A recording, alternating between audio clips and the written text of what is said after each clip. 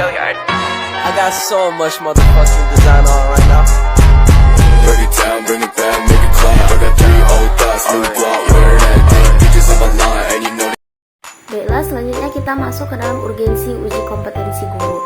Jadi uji kompetensi guru itu memiliki beberapa peran dan fungsi yang berbeda. Yang pertama adalah sebagai alat untuk mengembangkan standar kompetensi profesional guru.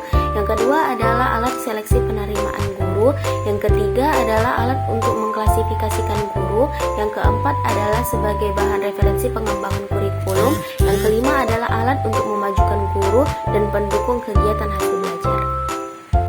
Baiklah, saya akan melanjutkan materi yang dibaca oleh saudari Fatih.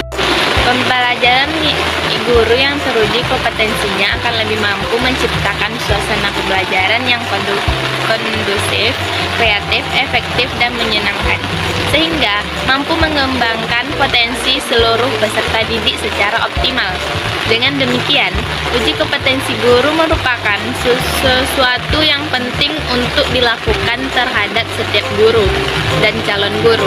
Hal itu penting terutama untuk mempersiapkan guru kreatif, profesional, dan menyenangkan. Secara umum, dapat diketahui beberapa hal yang terjadi tujuan dari ujian kompetensi guru. Berikutnya, yang pertama yaitu memperoleh informasi tentang gambaran kompetensi guru, khususnya kompetensi pedagogik dan profesional sesuai dengan standar yang telah ditetapkan. Dan yang kedua yaitu mendapatkan peta kompetensi guru yang akan menjadi bahan pertimbangan dalam menentukan jenis pendidikan dan pelatihan yang harus diikuti oleh guru dalam program pembinaan dan pengembangan profesi guru dalam bentuk kegiatan pengembangan profesional berkelanjutan atau PKB. Dan yang ketiga yaitu memperoleh hasil UKG yang merupakan bagian dari penilaian kinerja guru dan akan menjadi bahan pertimbangan penyusunan dalam memberikan penghargaan dan apresiasi kepada guru. Guna melihat perkembangan kompetensi guru, maka perlu melakukan penilaian terhadap kompetensi yang mereka miliki. Evaluasi dan hasil evaluasi tersebut dapat digunakan sebagai alat ukur untuk bagian dari kompetensi yang perlu ditingkatkan. Penilaian tersebut dapat dilakukan melalui penelitian atas diri sendiri, penilaian oleh peserta didik, penilaian oleh rekan sejawat, dan penilaian oleh atasan langsung. Evaluasi dan hasilnya menjadi motivator bagi guru dalam meningkatkan kemampuannya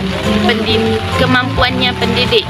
Pada hakikatnya, kompetensi pendidik atau guru terbentuk dari 5 karakteristik, yaitu yang pertama, watak, motif, konsep diri, pengetahuan, dan keterampilan. Penilaian ini dikutip dari tulisan Yamin dan Maisa. B. Materi uji kompetensi guru. Menurut Yamin dan Maisa, materi uji kompetensi guru terdiri dari kemampuan dasar dan kemampuan umum serta kemampuan khusus, antara lain 1.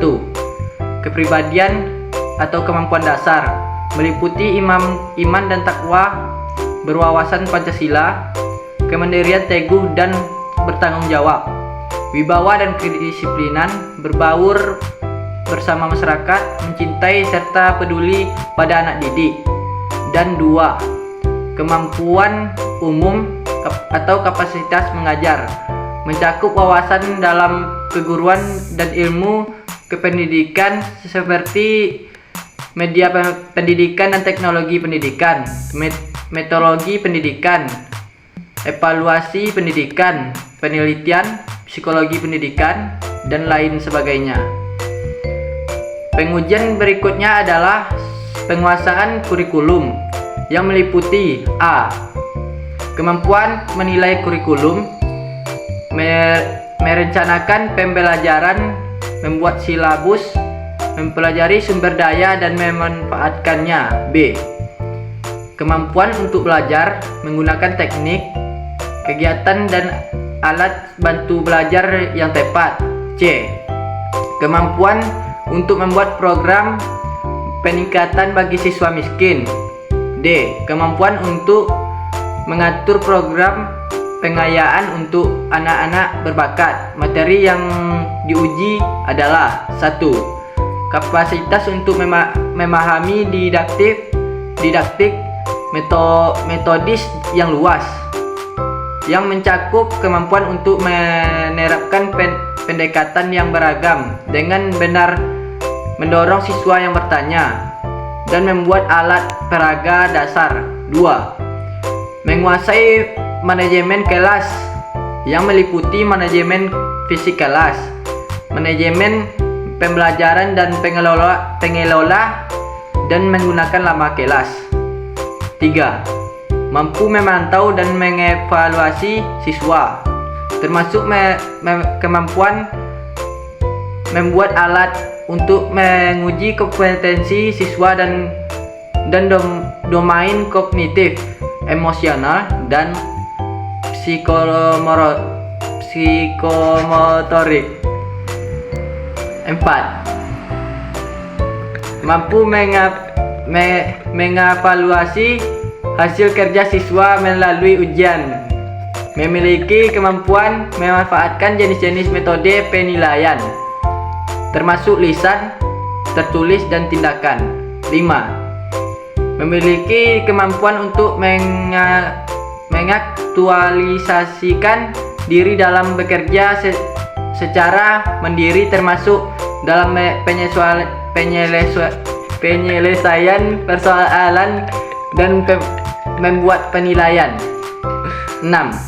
Mampu berinisiatif, kreatif, dan imajinatif dalam menawarkan pemikiran yang tergolong baru, belajar mengenai sesuatu yang baru serta mewujudkan dalam tindakan. 7.